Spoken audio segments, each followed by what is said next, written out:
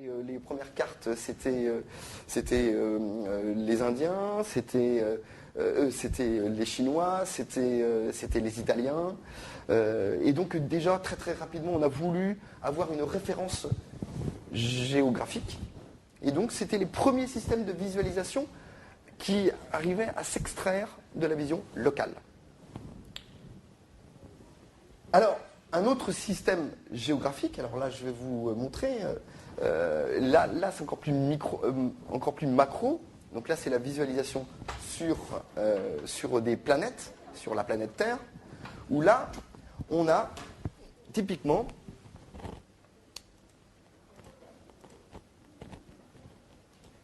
la FIFA qui vous donne une vision ici de la planète. Alors, je vais faire non merci. Et là, ici, vous avez la planète, ici, et tous les points jaunes. Et vous pouvez poser des questions sur le type de confédération, le type de soutien, le type d'activité. Et ce sont typiquement des systèmes de visualisation géographique pour pouvoir repérer tout ce qui se fait au niveau du foot. Donc, c'est une manière de visualiser un ensemble, une masse d'informations pour que les gens puissent se référer à différentes notions, différents indicateurs. Donc ce sont les premiers systèmes de visualisation pour se repérer et pour prendre des décisions en termes géographiques. Alors ici, c'est pas... donc la FIFA doit faire quelques petits progrès en termes de visualisation, hein, mais c'est pourtant l'outil qu'il le propose. Ça prouve bien que la visualisation de données, c'est quelque chose de très très compliqué et que même avec de très très gros budgets, on arrive à des solutions qui mériteraient d'être encore plus travaillées. Donc,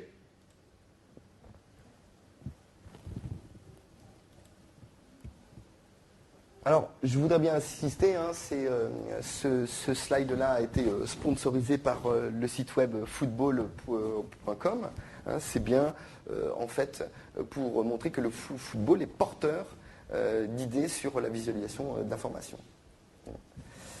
Alors, maintenant, je vais passer à un autre niveau. On a vu la visualisation géographique, maintenant sur la visualisation des données numériques. Alors, les premières images que l'on peut découvrir, hein, sur... comment on va faire un rapport sur différentes mesures. Eh bien, autrefois, on pouvait les décrire de cette façon-là. Et donc, ça nous paraît un petit peu confus, mais déjà, à leur époque, c'était une manière de visualiser des informations numériques, de faire des formes géographiques pour que tout le monde puisse se repérer par rapport à différentes notions. Mais vous voyez qu'il y a quand même un certain niveau de complexité. C'est-à-dire que tout le monde ne peut pas interpréter la même chose sur ce style de planche. Alors, l'idée, c'est que maintenant, on en arrive dans les entreprises à avoir des informations numériques de ce style-là. C'est-à-dire, c'était illisible. Et donc, on est confronté à cette problématique de visualisation dans les entreprises. Ce tableau représente un tableau d'entreprise pour prendre des décisions. Alors ici, vous avez au centre un indicateur, et autour, vous avez des axes d'analyse. Et il faut trouver dans cet ensemble d'informations quelles sont les données qui vont être pertinentes, qui vont pouvoir me permettre de dire, par exemple, pour le marketing, telle population achète fortement mon produit A et telle population achète fortement mon produit B. Donc c'est typiquement des tableaux de bord de ce style-là qui sont utilisés pour prendre des décisions. Mais vous voyez bien que le système de visualisation est pénible et qu'il va falloir passer un temps très long pour essayer de comprendre et d'interpréter ces chiffres-là. D'où l'intérêt de la visualisation. Alors, c'est un exemple, hein, une base de données. En fait, ce qui est le plus intéressant, ce serait ces 4 lignes-là. Et puis, si on fait des statistiques, eh bien, on va pouvoir les cibler et les trouver ici. Donc, déjà, les gens, en faisant des statistiques, vont essayer de retrouver de manière visuelle des informations qui sont dans une grosse masse de bases de données. Donc là, on attaque vraiment la problématique de la visualisation numérique.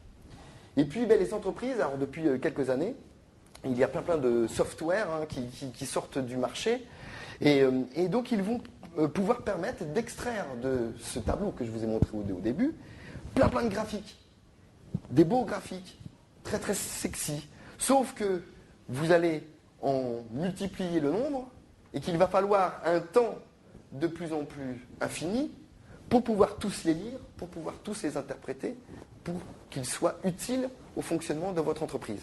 Donc il y a un paradigme ici, c'est qu'il y a une multiplication de l'information visuelle et donc une problématique pour l'homme à interpréter cette information-là. Et en plus de tous ces outils-là, on arrive à certaines aberrations. Vous voyez ici, ce sont les deux mêmes camemberts. Et ça, c'est le défaut qui est reconnu dans la data visualisation. C'est que si vous le mettez en perspective, vous voyez là, le vert apparaît plus gros.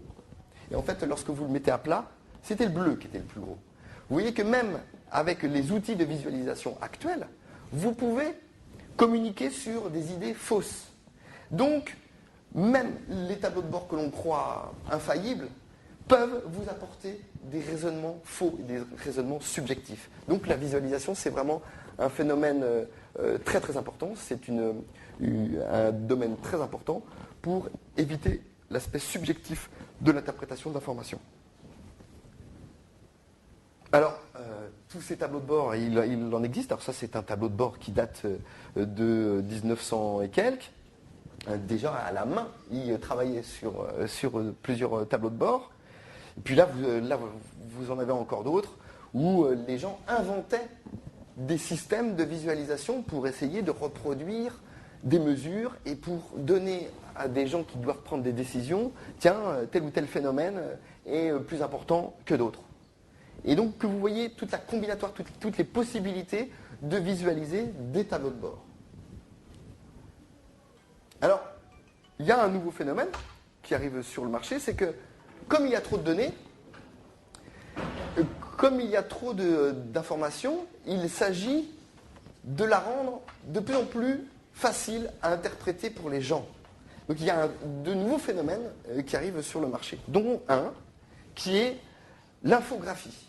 L'infographie, qu'est-ce que c'est? C'est des gens qui vont lire les données, qui vont les interpréter, qui vont passer beaucoup de temps, qui vont faire des statistiques sur les données, et ensuite ils vont écrire un scénario pour représenter des informations, et ensuite avec ce scénario, ils vont faire des films.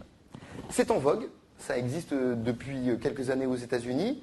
Il y a des entreprises qui font de plus en plus ça, c'est un rapport d'activité, un bilan d'entreprise, ou toute autre activité numérique, d'information numérique. Les gens ne vont plus faire de tableaux de bord, ou de documents de 500 pages avec plein de courbes dans tous les sens. Ils vont faire un petit film pour représenter une grosse masse d'informations. Et pour que cette information-là soit utile à l'interprétation. Alors je vais vous passer la petite vidéo que vous avez commencé à entendre tout à l'heure. C'est celle-ci. La France, c'est le béret, le fromage, le bon vin, les cuisses de grenouille et le French cancan. Mais c'est aussi surtout des habitudes quotidiennes pour 65 350 181 Français. Chaque jour, en France, alors que l'on fume 153 millions de cigarettes, ce n'est pas moins de 180 personnes qui meurent du tabac. 900 Français sont victimes d'accidents médicaux dans les hôpitaux et les cliniques et ont prescrit 359 424 antibiotiques. D'un point de vue technologique, on échange 273 671 232 SMS contre 1,4 milliard d'emails. On compte près de 24 millions de connexions à Internet pour 2h15 de navigation en moyenne. On mange 32 millions de baguettes de pain et 1,5 million de sandwichs. On consomme près de 300 000 pots de Nutella et on boit 2 160 000 cafés. Il se vend 30 136 parapluies neufs, 413 698 tubes de dentifrice, 259 000 bics, 59 040 boîtes de pilules contraceptives, 6 027 voitures neuves. C'est 19 958 400 lessives qui sont faites et 9 763 200 kilos de déchets encombrants qui sont jetés sur les trottoirs. 18 356 touristes viennent visiter la Tour Eiffel, alors que 15 000 personnes préfèrent visiter le musée du Louvre. Pendant que 1 million de personnes vont chez le coiffeur, 5 maris ferment, une bijouterie se fait braquer, 1,8 personnes se fait assassiner, 2 246 400 mètres carrés de terres agricoles disparaissent et un paysan se suicide.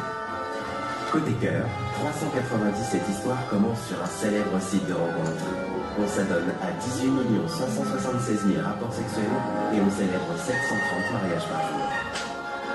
1496 personnes trouvent la mort, tandis que l'on compte 2268 naissances. Tout ça en 24 heures, 1440 minutes, 86 400 secondes, chaque jour en France. Donc voilà, c'était en fait pour illustrer le fait que ici, une grosse masse d'informations, voilà, j'ai toutes les stats de tout ce qui se passe en France, et puis qu'est-ce que je dois dire, qu'est-ce que je dois en ressortir. Et vous voyez, je pourrais effectivement créer des pages et des pages d'analyse et n'en plus finir. Et s'il y avait une fin. Et voilà, les alternatives sont que maintenant nous allons visualiser, nous allons mettre en scénario l'information pour qu'elle soit ludique et que les gens puissent retenir au moins quelques informations pour son enrichissement. Donc ça, ce sont des phénomènes qui apparaissent, c'est-à-dire que l'information numérique, ce n'est pas que des statisticiens ou des mathématiciens ou des informaticiens, c'est aussi des gens qui savent mettre en scène l'information. Donc ça fait intervenir beaucoup de métiers. Alors, donc ça c'était l'information numérique. Et là maintenant, je vais vous proposer de monter crescendo sur les systèmes de visualisation. Parce qu'il y a bien sûr des statisticiens, des mathématiciens, des ergonomes qui vont travailler sur comment représenter cette masse d'informations.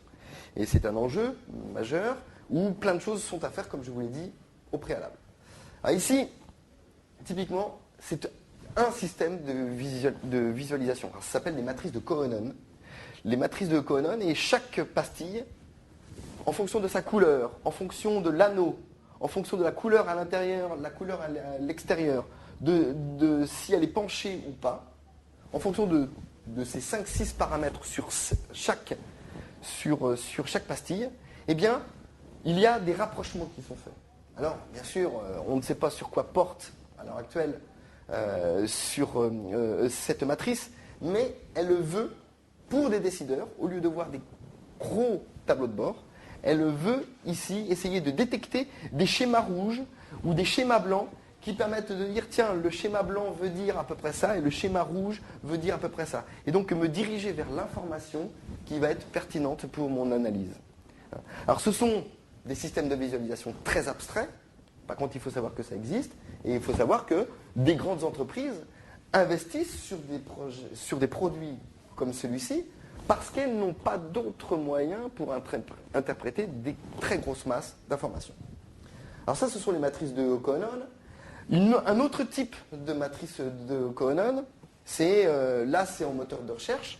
Eh bien là, j'ai posé une question sur ma société et puis automatiquement sur ma société, j'ai différentes informations qui ressortent. On est plutôt innovant, on a fait un colloque sur la complexité. Donc, ce sont des alternatives à l'information.